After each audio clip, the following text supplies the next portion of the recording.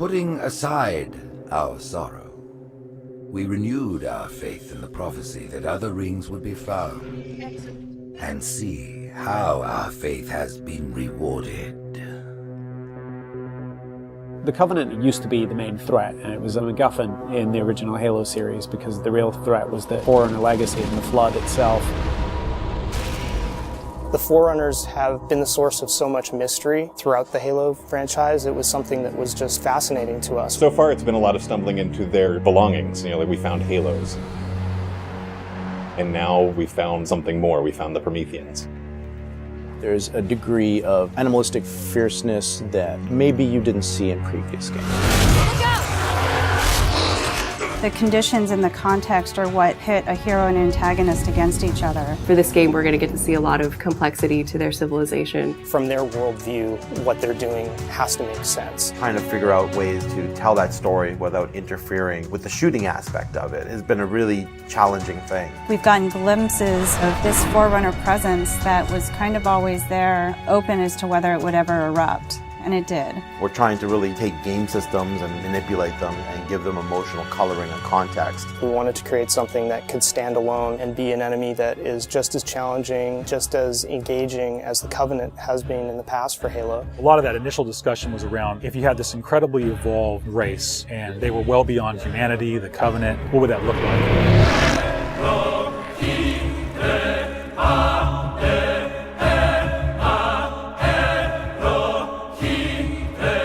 The design process for the Prometheans was intriguing, exciting, and then long and painful process. I think just because everyone was so invested in what they wanted out of them. How do you imply something strong, something vertical, something different? And how could we actually have a global logical language out of that Forerunner philosophy? Anybody who's played Halo goes, okay, Forerunners is the silvery angular stuff with blue lights across it. That's really the language kind of in a nutshell. For us, it was important to break that, but still find kind of like a mathematical organization. We had to do a very clear separation of style, shapes, colors, right from the start. I think the Knight's been through almost like 15 plus iterations of geometry. This sheet is like very traditional way of doing brainstorming. You just do silhouettes and then we take it and iterate some more and more and more. We didn't want them to look like monsters because they're not monsters. We had a version that looked very demon-y. These things on his back, they would go together and they would like flare out when the player was being spotted. We didn't want the Prometheans to look like robots because they're not robots. A version that looked very thin and spindly. We would see one as like, you know, that one looks cool, but it really doesn't convey commander of the battlefield. We had other stuff where they could clamp on and have these big, hulking, massive armors on top of them that would really change the variant look. For us, it was important to get it into something that people could relate to, which I think is always going to be a challenge when trying to take the Forerunner language and create a character. Making sure that his head stood out, that you could see it, that players had the ability to headshot it. It falls also onto animation. They're able to bring these guys alive and make it feel believable and plausible and still be very fast and lethal. Locomotion didn't look heavy enough at one point, so we scrapped everything and did it all again. The Knight's like 12 feet tall, so if it doesn't feel heavy and menacing as it's walking around and doesn't intimidate the player, then we're not doing our job. There were not a lot of real-life elements that we could take. There are joints there, some of them are not physically connected. They're holed up with the space in between them, which is some of the features that the architecture has, which is big, massive buildings like floating, defying gravity. We wanted to keep some of that mystery and kind of the unknown in the characters as well. We even have the little micro driver arms in here, and then all the way to where we turn these layers off. We have the glowing skull. We thought it would be more of an impact if it's like a sarcophagus. It opens up and it's showing all this aggression. There's certain ways to approach fighting an elite with a group of grunts, and really what we wanted to do was change that up. The Covenant are tried and true. You know what you're going to get out of a grunt. You know what you're going to get from a jackal with his shield. The toughness of elites. Here are the brand new hooks to the sandbox. Prometheans are made up of the Knights, the Watchers, and the Crawlers. One of the big focuses for us in the design of the Forerunners was to have these different enemy classes that would be able to work together. Having this dissection so that when the player went into combat, he's sort of tactically evaluating which order to take guys out. They don't act independently of each other. You put any combination of them together, and the strategy you need to engage with them is really different. There are a variety of Knight classes. and each one of them is progressively more powerful. But your base knight actually starts just a little bit more powerful than an elite. But in addition to that, we wanted the knight to have his own set of traits and abilities. There's all kinds of these special features of each one of these characters that players haven't played in a Halo game before. You think about basic combat and counter design, a lot of the challenges designers face is how to introduce enemies. What would a Promethean do if it could bend time, space, form, matter? Knights can phase in out of anywhere. He's able to go where he needs to at any time, which is something the Covenant can't do. Heads up! Crawlers can walk on walls, walk on ceilings. If a knight shield bursts, crawlers will come rushing at you and try and melee the player to get more aggressive. These certainly slot into that grunt style combatant. And so there was certainly a want to make sure that we can get a lot of them on screen. If you let too many of them get together, they become a really formidable force. One-off, super fun to take out all together.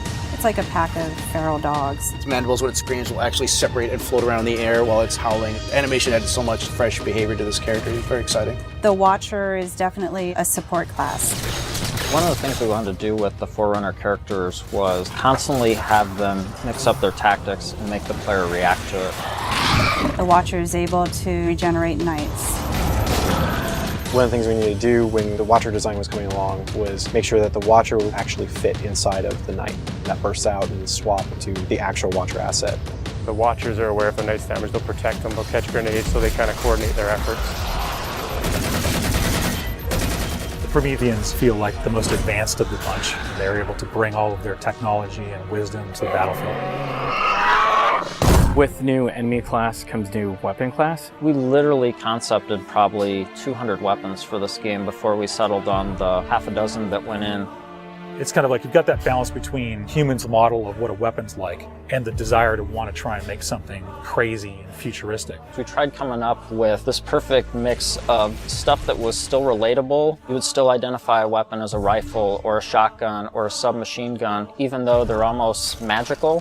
The Forerunner Scattershot was probably the first one where we really nailed the design on it. Everybody loves the hinge action shotgun, so we tried doing something like that so that the reload animation would be to cock it up and the front half would smash together. Every time you pick up a Forerunner weapon, it forms in your hand. So that sort of kicked off the component of having these guns form around the player. So there's that moment of oh, what is this gun? What does it do? And then when it comes into shape, it's kind of immediately identifiable. What makes the Forerunner weapons distinct is that usually they have dual purpose. So for instance, from the bolt pistol, you can charge it up and have something that's equivalent to almost like a shotgun blast. In the case of the light rifle, we actually experimented with doing dual firing modes. We tried to make it so that it was the best of both worlds with a BR and a DMR. It works like the battle rifle when you're not scoped. That has a little spread, has 3-shot burst, and it works like the DMR when you are scoped. So it's like a mini sniper rifle in a way. It actually changes to a different firing mode where the projectiles are stronger. One of the big things that we really focused on for them was making sure that the weapon doesn't just feel like a chunk of metal, but that it actually has glowing energy that's flowing through the gun, going down the barrel, so that everything is very full of life. The moment where all the Promethean effects really started to click the most was when we started showing the dissolve whenever you kill a knight. That was really when we started to feel, yes, this is something cool, this is something unique, and something that we haven't really seen before. This is an early prototype of the Knight D-Res. As the sphere expands, you see the particles are birthed, and everything in the red region you see will be the crack and the erode. When you shoot and kill the knight, the actual point on the body where you did the damage is where the dissolve starts. So if you shoot from his foot, he will D-Res from the point of his foot up. The end result, when we blow up a knight, they dissolve, proving that the technology works.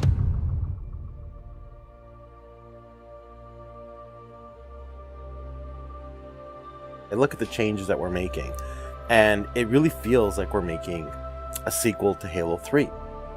And that's exactly what we're setting out to do. We have the Covenant from previous games. We have the UNSC. We had all these things to take from, all right, we can make a new take on this, but we had zero information to some of this Forerunner stuff. We're not just on a Halo, we're on a whole planet now.